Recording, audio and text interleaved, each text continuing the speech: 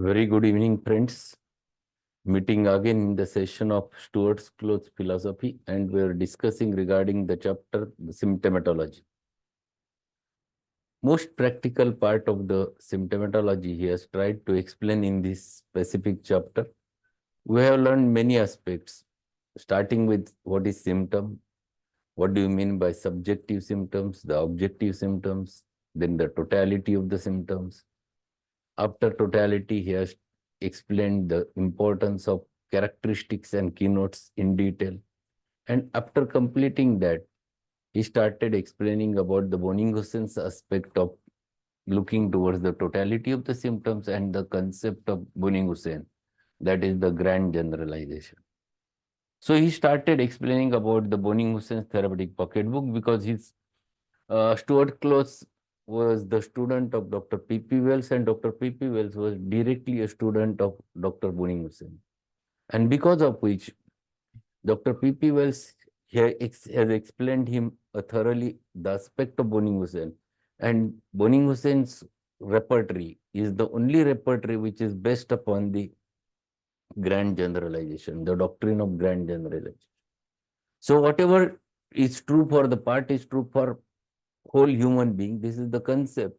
And if you get one modality in one part and one sensation in another part and one concomitant in another part, you can bring them together. You can apply it from one part to another part and make it generalized.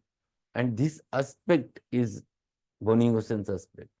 And that's why he prepared his repertory, a very handy repertory, clinical repertory, useful at the bedside, and that is the Bonning-Hussein's therapeutic pocketbook, which has only 7 chapters in his book. The first chapter deals with the moral and intellectual faculties. Number 2 is related with the location or localities and seat of symptoms. Number 3 was deal with the morbid symptoms or morbid conditions and sensations which are there. Number 4 was related with the sleep and dreams. The number 5 was related with the circulation and fever. Then number 6 was modalities and etiology. And last chapter was concordances, that is the remedy relationship, drug relationship. And each of these sessions is subdivided into rubrics containing names of the remedies arranged alphabetically under symptoms to which they correspond. And this is what we have learned. And this what I want to suggest you, that if you make a habit of using Bonning-Hussein's therapeutic pocketbook, it will be very useful for you to utilize that repertory and very easy to utilize. What he further says in page number 164, the second paragraph of this arrangement, he says, although each part ought to be considered as a complete whole, it never yields, however, more than a part of symptoms which receives its complement from one or many of the other parts. In odontalgia, for example, the seat of pain is found in second, and the nature of pain is in third, and the exacerbation or diminution of pain according to time and place or circumstance in the sixth, and that which is necessary as to accessory to complete the description of the malady and warrant the choice of medicine must be sought in the different chapters. So he has given very simple example. If you have a patient complaining of pain in teeth, specifically one teeth, then second teeth, the third teeth. One teeth there is a very specific sensation. Another teeth there is a modality. Or another teeth there might be any concomitant. You should. It is not like that. You should make it generalized and find it out in the relevant chapter. It becomes so simple. By this method, as Dr. William Borick observes, a remedy is selected for a case that is found to possess in its symptomatology marked action, a certain location. Number one is certain location. Number 2, to correspond with sensation. And number 3, to possess the modality without necessarily having in the proving the very symptom resulting from combination. It is to be inferred that a full proving would have it. However, for instance, a patient with tearing pain in the left hip, relieved by motion, greatly worse in the afternoon, would receive lycopodium. What he is giving one more example of using the same thing, that tearing pain in the left hip relieved by motion, greatly worse in the afternoon, would receive lycopodium, not because lycopodium has so far produced the healthy such in the healthy state such a symptom, but because from the study of its symptoms as recorded in the Materia Medica, we do find that it affects the left hip predominantly locality, that its pain in various parts of the body are tearing sensation, and number three, and that its general symptom are relieved by motion and aggravated in the afternoon, the modality. So all three are appeared in different parts. But if you put them together, you can make it generalize. And that is what is the Boning-Hussein's method was there. Because of this, it was easy to find it out a right remedy and reach to the remedy. This method was very helpful if you don't get a clear characteristic symptom in particular part. So sometimes you miss that whole symptom. Location you get, but you don't get the sensation. You get one of the modality, but no concomitant. And it is an incomplete symptom. An incomplete symptom never becomes a characteristic. But if you have 2, 3 fragmentary symptoms where in one part the sensation is there, in another part the locality, the characteristic modality is there, in another part the characteristic amelioration is there, you can gather them together, apply it to the patient as a whole, and find it out a remedy.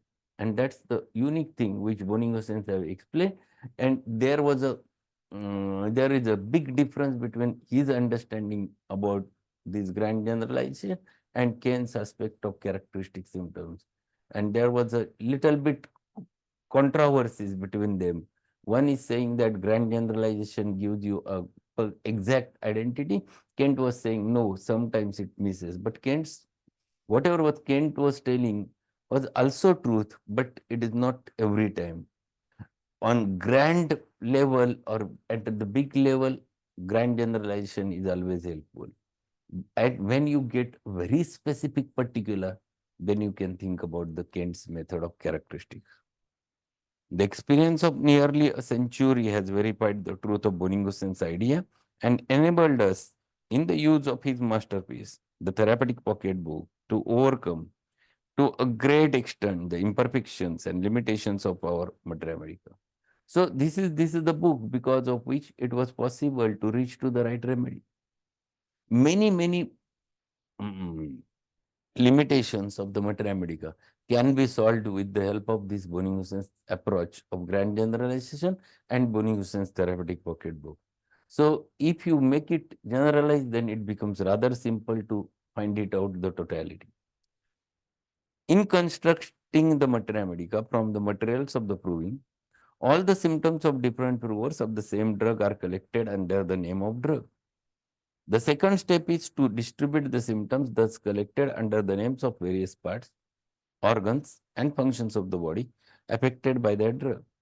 This localizes the phenomena of each drug and gives the Materia Medica its anatomical and physiological structure.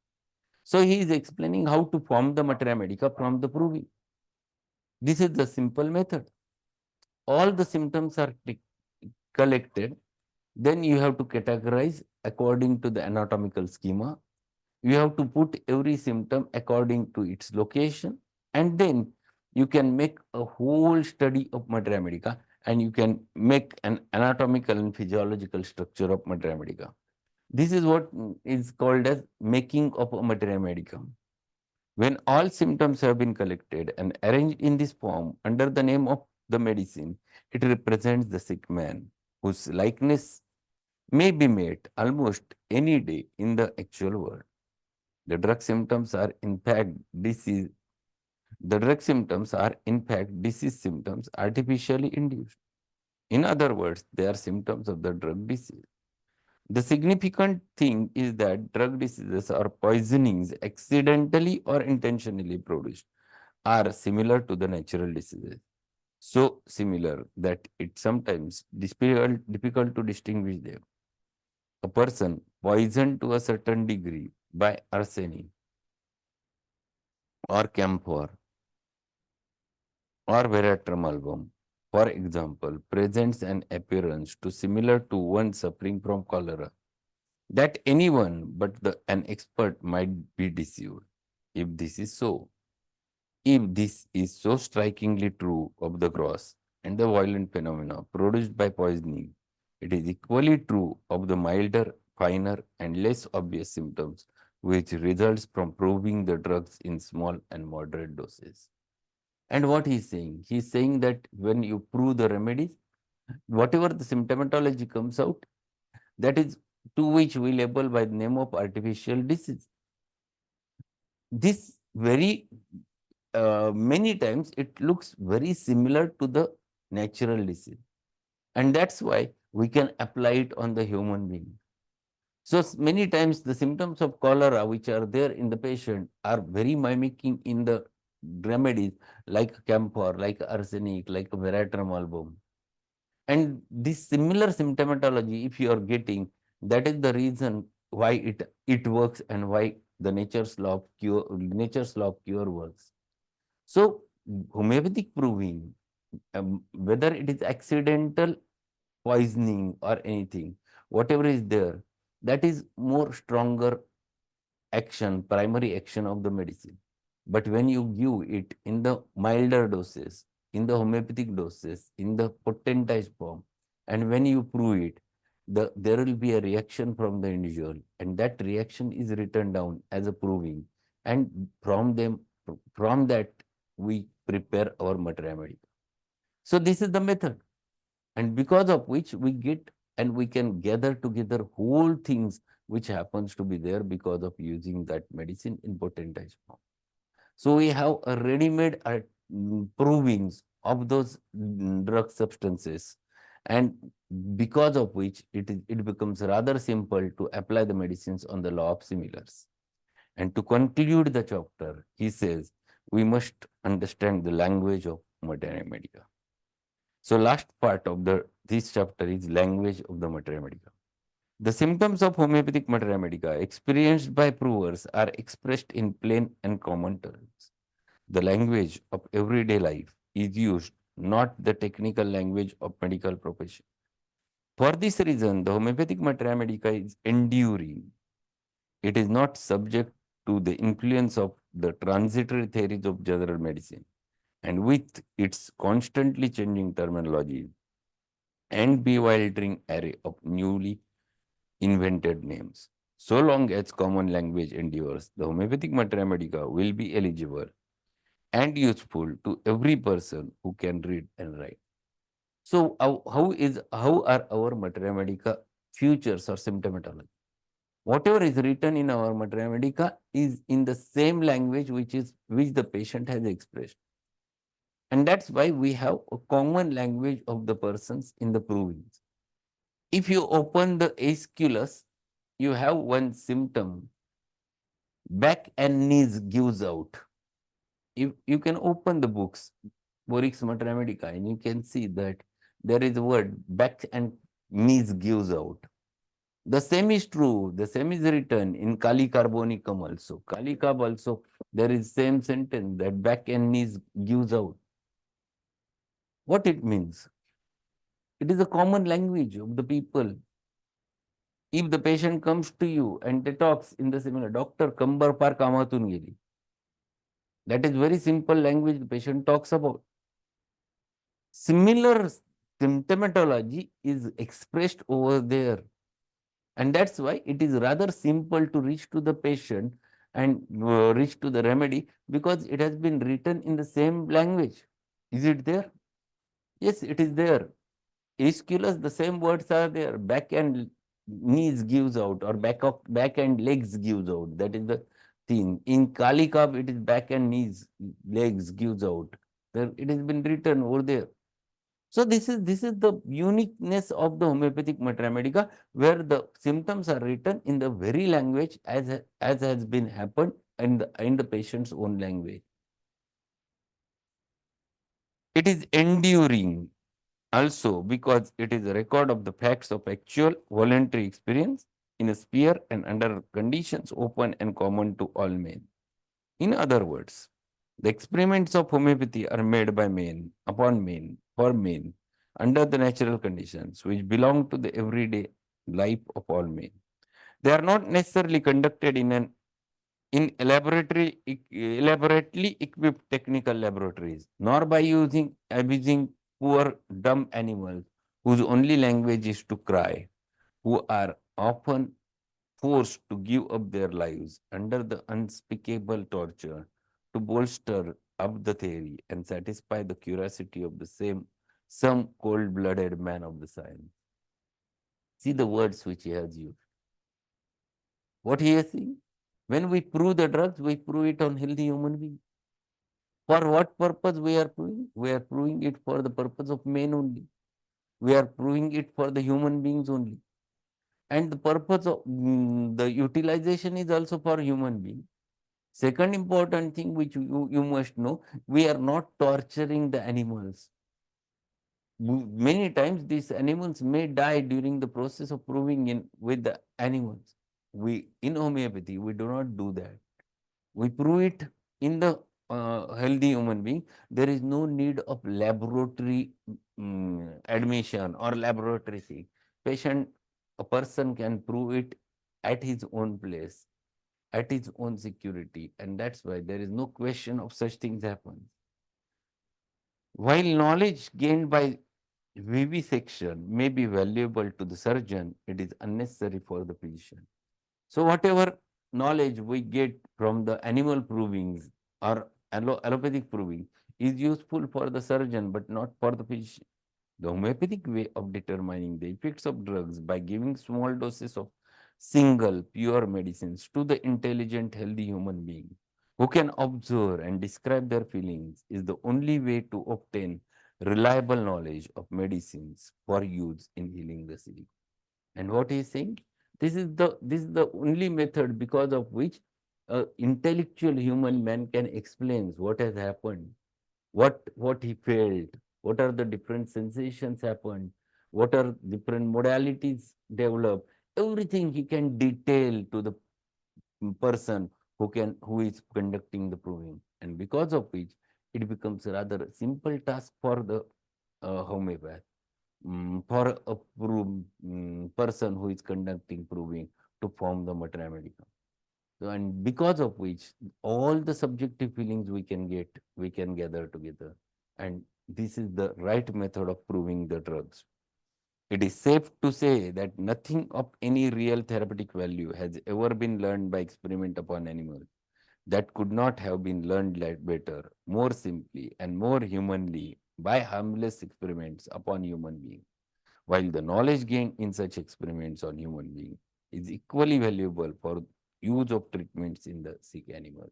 And then he ultimately says, this knowledge of proving the drugs on healthy human beings gives you all the details and which will be applicable on the specific principle that is law of similarity. So very clear-cut idea he has mentioned regarding the drug proving and the language of drug proving. The language is very simple. It is the mother tongue in which whatever the person has explained during proving is written as it is in homeopathic mathematics. So here completes the chapter, the symptomatology.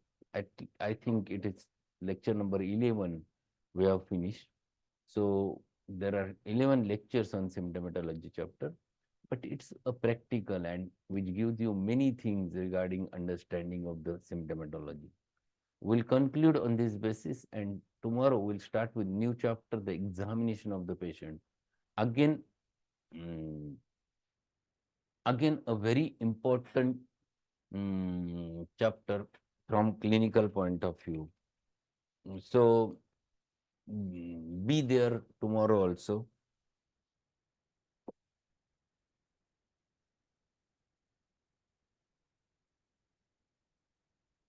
And those who want to join our Telegram group, if you become member of Divine School of Homeopathy, you are added in the Telegram group.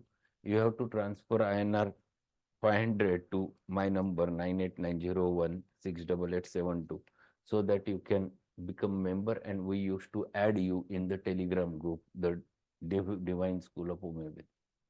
So We'll meet again in the evening with new remedy, the borax from third year syllabus. And we're going to learn that also. That is very important remedy from practice point of view. Many practical applications are there in borax. And that's why we're going to learn a different aspect of borax from Allen's notes. So that's all for today. Thank you. If you have any query, we can have a chat. Otherwise, we'll conclude.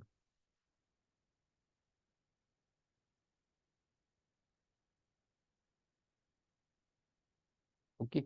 We'll meet at 8 o'clock with borax and its clinical aspects. Thank you.